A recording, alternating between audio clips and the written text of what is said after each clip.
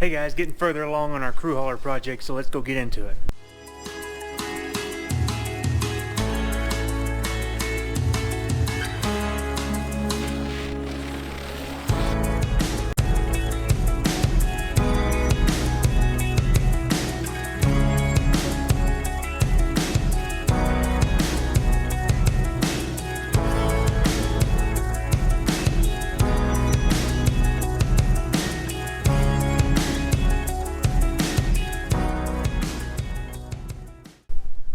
Hey guys, working on our project crew hauler here, getting the cab ready, stripping it down, everything I don't need.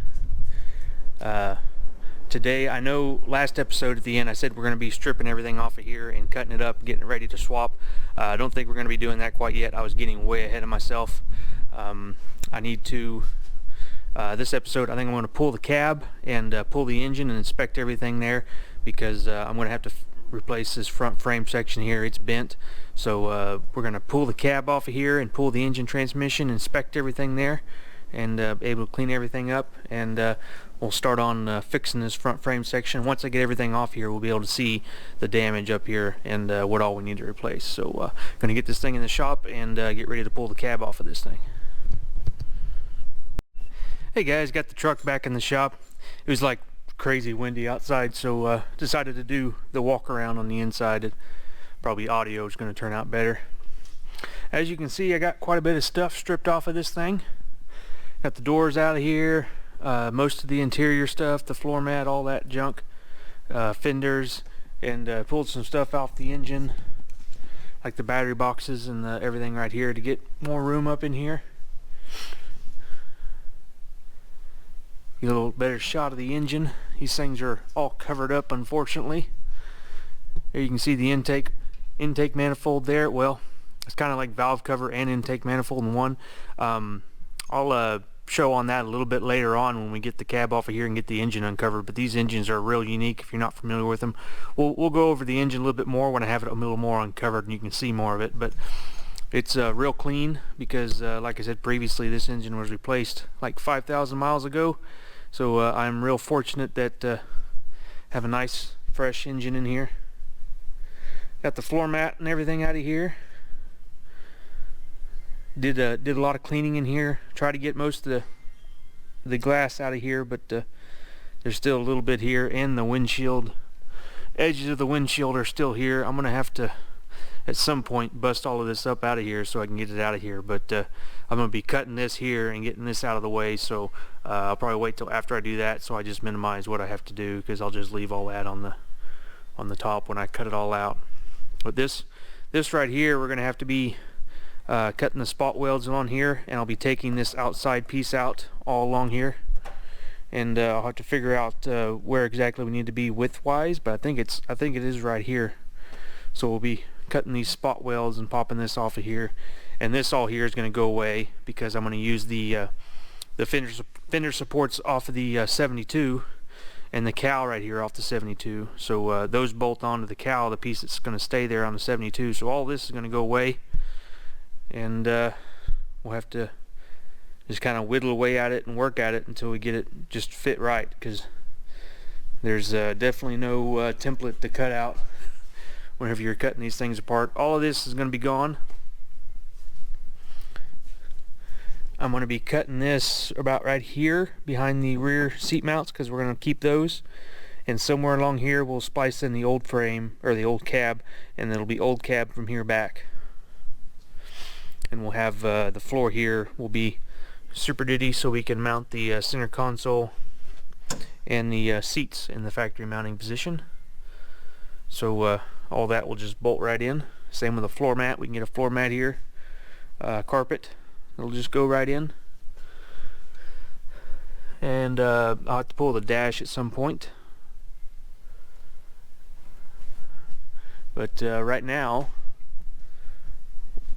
the main thing I'm going to do is pull the cab, because this frame is tweaked from the impact.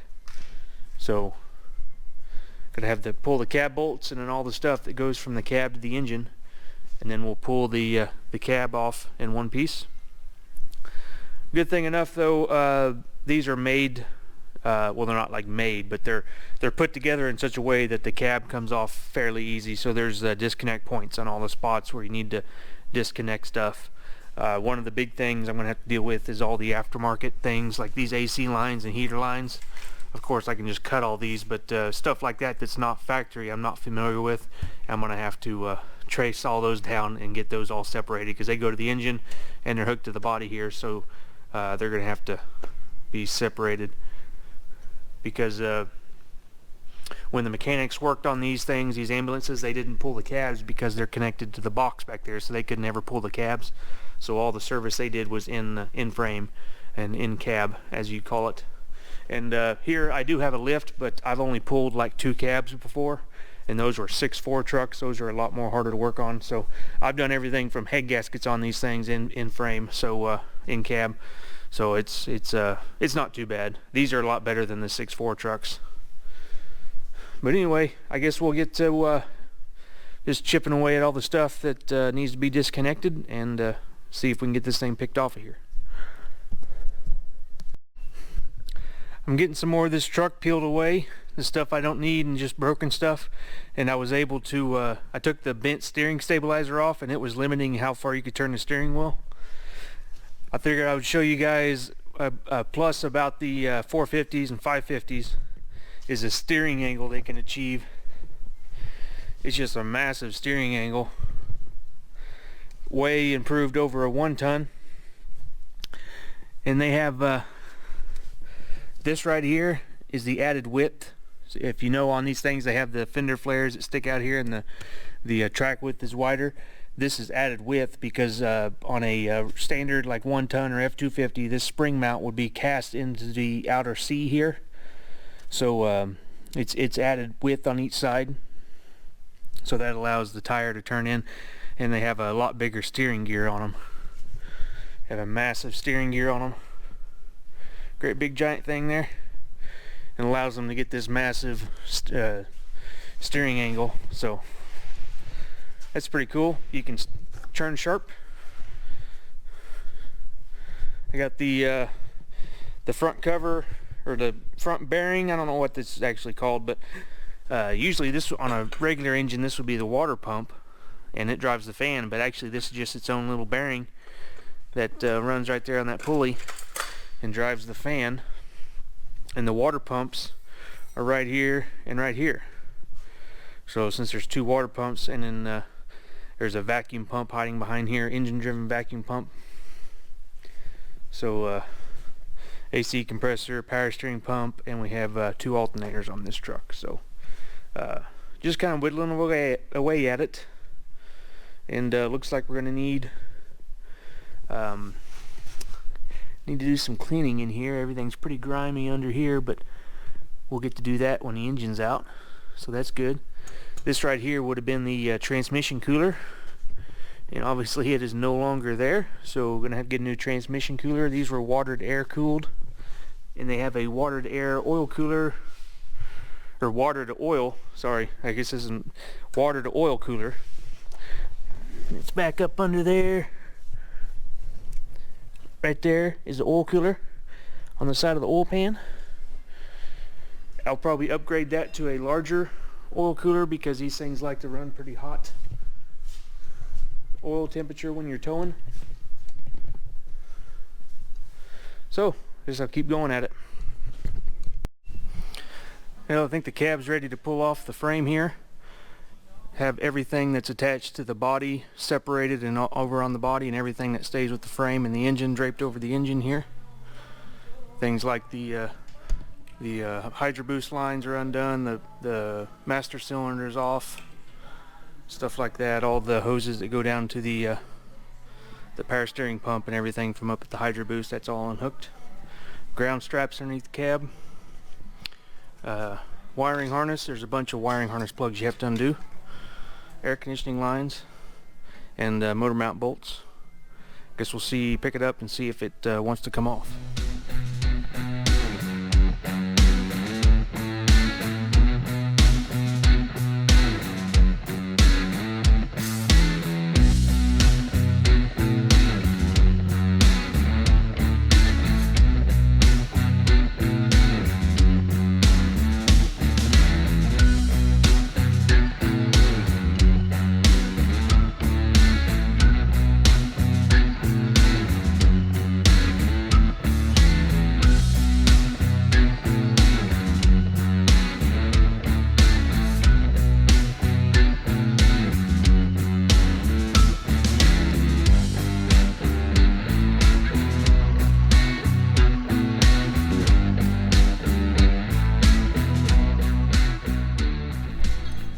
Well guys, we got the cab off of the frame here.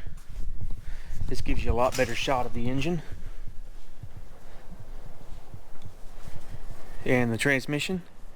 6R140 transmission here. These are really tough transmissions. 6-speed, dual overdrive. It's like the heavy-duty version of the 6R80, like I put in the Ultimate Highboy. A lot bigger case, a lot bigger transmission, and they don't have an aftermarket controller that can control these as readily as a 6R80. I think you'd have a tough time fitting one of these into something. And plus the bell housing, it's got its own unique bell housing pattern. So they're pretty much only good for 6-7 power strokes, but they are a very good transmission and can take a lot of power. You can see here the condition of this engine, real clean, nice fresh paint. It's because it's a remanufactured engine. And you see here, it has a notice on here that says which glow plugs these use. That's because these early trucks, the 2011s, Job 1s, they had problems with the glow plugs, the tips actually falling off of the glow plugs and destroying the engine. And I have another engine in storage over there that had that exact problem happen to it. It's a rebuildable core I'm keeping around, but a glow plug fell out of it and destroyed a cylinder and the piston. Since these cylinder heads are aluminum, it really is tough on these cylinder heads when a glow plug tip falls off. But they updated the glow plugs in it's like mid-year 11 or 2012, and this one would have the updated ones in it, obviously, and you can't interchange them, so that's why they have that sticker there.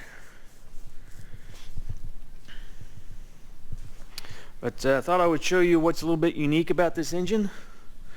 Here we have the injectors. The injectors are outside of the engine, similar to like a Duramax 6.6 if you're familiar with those.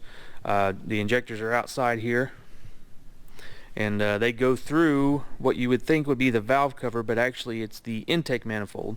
And technically it is still the valve cover, but it's considered an intake manifold because these engines are reverse flow. The exhaust manifolds are up here. These are the exhaust manifolds. So these heads flow backwards of a conventional engine. So down here is the intake ports. So the intake comes around here on the head, and the intake is ran through these valve cover intake manifold deals here, and they go under the head here and come on the bottom side. So the exhaust comes up top here, and it's real compact for the turbo, and it makes spooling turbos a lot easier because you don't have to have up pipes come up through here to get to the turbo. They're right here real close, and real compact setup, so they don't lose a lot of heat. And it's a lot better design for a diesel because your exhaust can be all contained right here instead of having it come way out here, and you're losing a bunch of heat when it comes up here and has to go up through a pipe up here, and that's going to hurt your spool up time. Here's a little bit better shot of the turbo. It's kind of buried down in there, but here's the intake runners going to each of the intake manifolds there. I'm going to take this off. I have some aluminum adapters. I'm going to make some aluminum intake here to help clean all this up and make it look a little more presentable. Then you have the downpipe right here. It's a pretty neat engine. I'm a real big fan of these engines. They run good, they have a lot of power, a lot of torque, and they tow really nice. They're really good tow platforms. There's the oil cooler down there. It has the remanufactured sticker on it. So I'm going to pull the powertrain off of this thing, and then we're going to get to I got to clean this frame up, and right here you can see why. If you look, that frame's bent in right there. Same on this side. As far as I can tell, the coil buckets are in the right location. It just bent right here because there's a big cross member under the engine. That's going to add a lot of rigidity to the frame. It's just these are unsupported, just sticking out here, and it bent these, tweaked these over. I might call a frame shop and see if we can straighten that out. If not, might have to get another frame section. You can actually buy this front frame section from Ford and replace it right here where it's welded onto the back half of the frame. But there's a lot of welds you have to cut here and rivets you have to cut and get it lined up perfect. So if I can do it without replacing that, I would prefer that, just so I don't have to mess with all that. But it's come along nicely. It's going to be a lot easier pulling this engine with the cab off of it. And I think I'm going to try to set the cab down on something to where I can move it around, and I might be working on this while it's off of the frame. So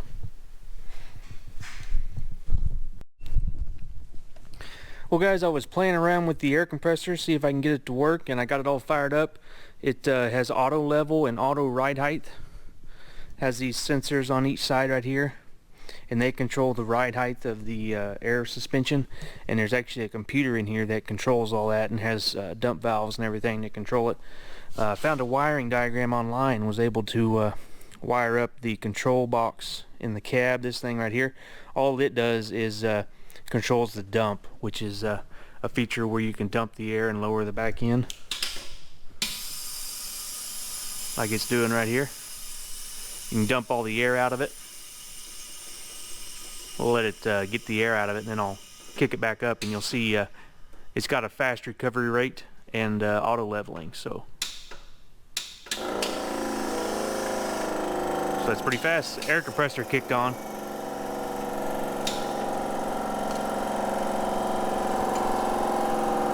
Go ahead and shut that up. So it's pretty neat that it has auto leveling and everything. So that'd be nice if you're hauling an uneven load, or even, you know, you put something heavy on the back, and the back end squats, it'll air it up to make it all ride level. See, right now there's not much air in it, so it's pretty soft. So that's going to make it ride pretty nice, I think, especially when you have an unloaded truck. You're not dealing with heavy, stiff springs. You can have a little bit of less air in the bags.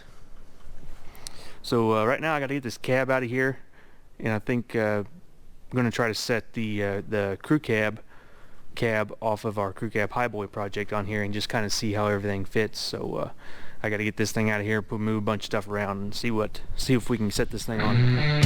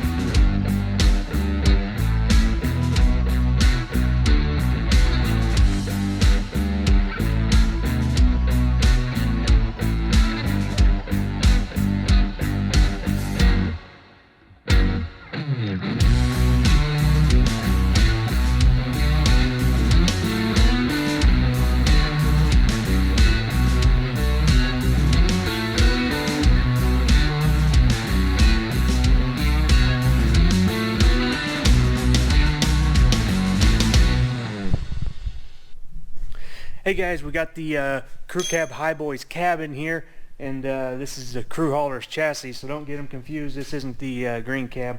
I haven't touched it yet, but I got it in here, and I thought this would be a good time to see how the stock firewall is going to match one of these newer engines, bigger engines, and see if it would even get close to clearing without doing major modifications.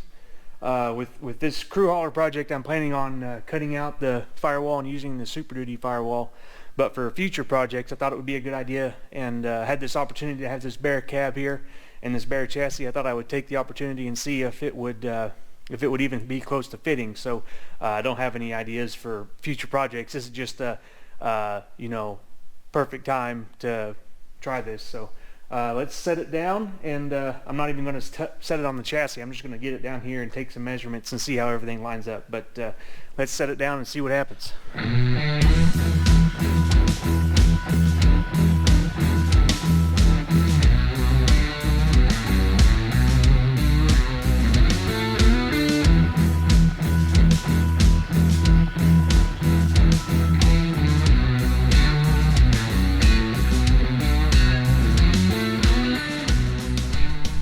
Well guys, here it is.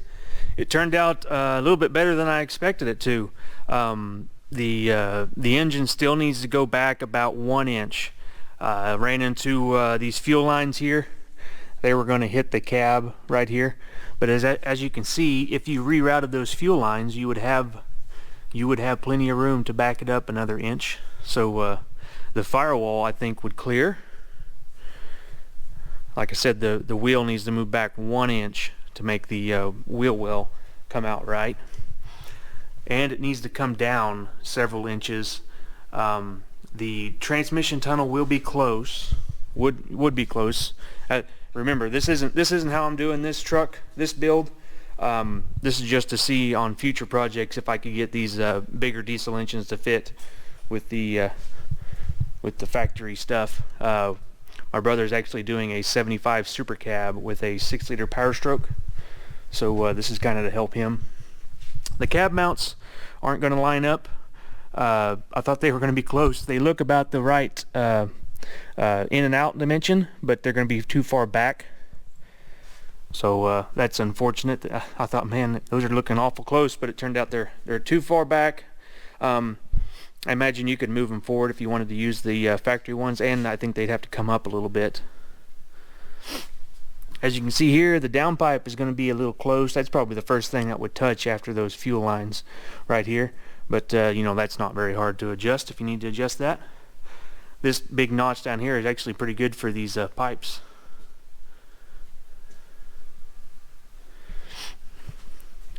Another shot in here. There's those fuel lines. They would be in the way, so they'd have to be rerouted. But those, fuel lines, that's pretty easy to reroute. But the transmission fits in the tunnel real good right there. The back of the frame here, you can see it's not centered. I didn't get it quite centered, but there's lots of room here. I was worried about this frame here being up too high. This is one spot where I wanted to do this for the crew hauler project, because I'm going to be using the factory rear floor, and on the crew cabs, the cab mounts sit about this height, so they're just barely above the frame. And this one looked like it might have raised up a little bit higher, but I think we'll be all right. I'm going to take some more measurements off camera and do a lot more measurement taking, and see how everything's going to work out. Give you a shot up under there. There's the rear cab mount for this regular cab frame. It obviously wouldn't be fitting right here. So yeah, that turned out a lot better than I thought it would. I think the 6-liter project that we got going on, it's going to have a lot more downpipe here and up pipes. So I think they take up a little bit more room.